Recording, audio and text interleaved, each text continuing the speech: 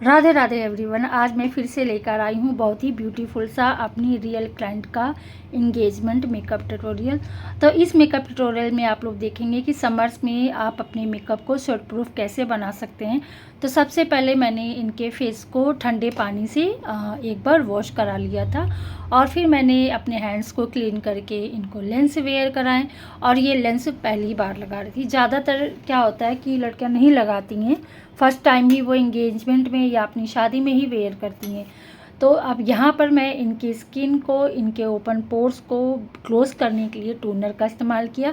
और जब तक टोनर स्किन में एब्जॉर्ब हो रहा है हमने अप्लाई कर दिया था, इनकी नेक का बेस बना लिया था।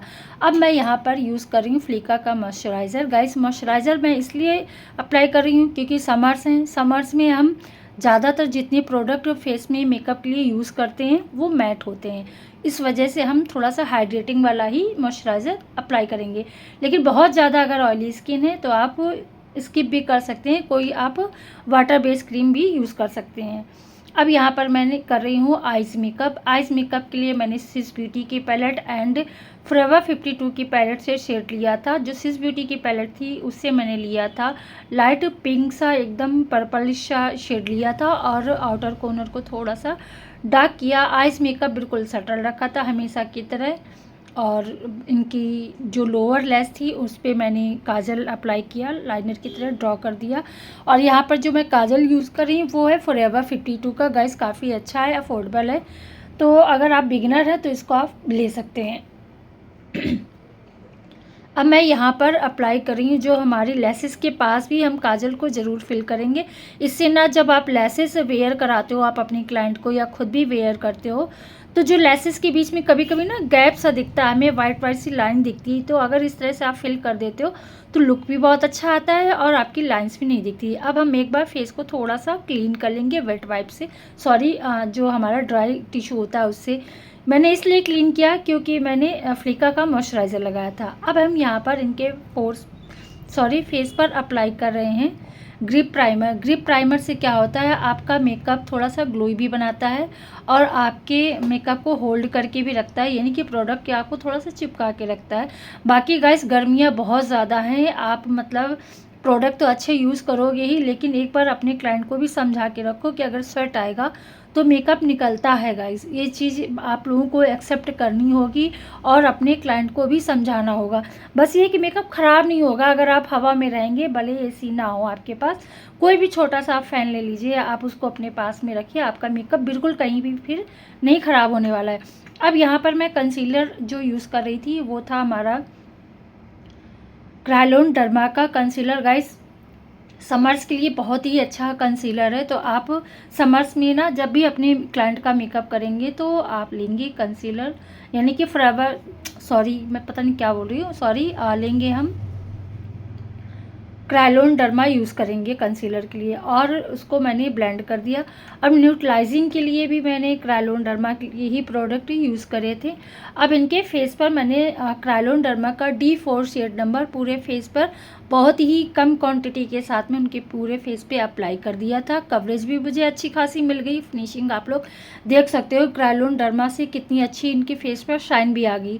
लेकिन क्रायोलन डर्मा में मैंने अच्छी सी पतली लेयर देने के लिए मैंने इसमें मिक्स किया था PAC का ड्यूल फिल जेल। आप अगर यहाँ पर चाहें तो बाय कर सकते हो, अफोर्डेबल प्राइस में मिल जाता है। अब एक बार यहाँ पर मैंने इनके मेकअप बेस को सेट कर लिया। अब यहाँ पर मैंने जो फाउंडेशन फेस के लिए इनके यूज़ किए थे वो था चारमेसी मिलानो का एंड forever 52 का। forever 52 का शेड नंबर था हमारा चीज़ केक, जो काफ़ी ज़्यादा फेयर था इनके फेस के अकॉर्डिंग, इनकी फेस नहीं, इनके कलर टोन के हिसाब से। और यहाँ पर जो दूसरा शेड मैंने लिया था वो चारमेसी मिलानो का था, 05 नंबर था। इन दोनों को मिक्स करके, यानी कि forever 52 का जो शेड हमने यूज़ किया था वो हमने यूज़ करे थे 2 पंप, ठीक है। और जो हमने जो चारमेसी का लिया था वो लिया था हमने बिल्कुल कम क्वांटिटी के साथ में, 1 पंप हमने चारमेसी मिलानो का। और न्यूट्रलाइजिंग के लिए, यानी सॉरी इनके फेस की हाइलाइटिंग के लिए हमने यूज़ किया था LA गर्ल का कंसीलर गाइस काफ़ी अच्छा है हाइलाइटिंग पॉइंट्स को हाईलाइट करने के लिए। अब यहाँ पर कंसीलर हमने अप्लाई करके छोड़ दिया था, फिर हमने अप्लाई किया इनके फेस पर लिक्विड ब्लश। लिक्विड ब्लश जब हम ब्लश मतलब अप्लाई करते तो क्या होता है, कई बार हमारा ऊपर तक चला जाता है, तो इसलिए जब आप कंसीलर बाद में ब्लेंड करेंगे तो आपका ना नेचुरल लुक लगेगा, आपका मैसी नहीं लगेगा। ऊपर बाई चांस आप लोगों से अगर चला जाता है तो बैलेंस हो जाएगा। अब यहाँ पर हम इनके फेस को करेंगे सेट, यानी कि इनके मेकअप बेस को अब हम सेट करेंगे अच्छे से। पाउडर लॉकिंग करेंगे। पाउडर लॉकिंग बहुत इंपॉर्टेंट है क्योंकि गर्मी बहुत ज़्यादा है, आप बिल्कुल कंजूसी नहीं करेंगे और अच्छा ही कोई पाउडर आप अपने बजट के हिसाब से यूज़ करेंगे और बेस को अच्छे से लॉक करेंगे। अब हम जितनी देर में इनके फेस में बेस हमारा सेट हो रहा है, पाउडर है, लॉक कर रहे हैं, इतनी देर में हम लोअर लेस को भी अपने अच्छे से इन्हेंस कर लेंगे, क्योंकि अगर आप लोअर लेस को ऐसे ही छोड़ देंगे तो आपकी आइज़ मेकअप इतनी मतलब खुल के नहीं आएंगे और आइज़ मेकअप अच्छा भी नहीं लगता है। तो इसलिए आप इस चीज़ को ज़रूर ध्यान रखेंगे। जो आप ऊपर आई लिड पे अपनी प्रोडक्ट लगाएंगे वही आप अपनी लगाएंगे लोअर लेस पे भी। और बस हमने मस्कारा अप्लाई किया। लेसेस लगाने से पहले मैं पहले मस्कारा अप्लाई कर देती हूँ और फिर जहाँ पे हमने ब्लश लगाया था लिक्विड भी, वहाँ पे भी हम पाउडर ब्लश का यूज़ करेंगे। अब ब्लश थोड़ा सा कम ही लगाया है, बहुत ज़्यादा नहीं लगाया था। और हल्का सा इनका आप लोग देख रहे हो कि जो हमारी जॉ लाइन होती है वो मतलब जो नीचे का हमारा इनका फेस है वो थोड़ा सा ब्रॉड है, यानी कि चौड़ा है, तो उसको हम एक कट देंगे, एक शेड क्रिएट करेंगे प्रॉपर। मैं लिक्विड कंसीलर का लिक्विड क्या बोलते हैं गाइस, कई बार ना बोलना चाहती हूँ लेकिन चीज़ निकल के नहीं आती, तो आप समझ सकते हैं मैं क्या बोलना चाह रही थी।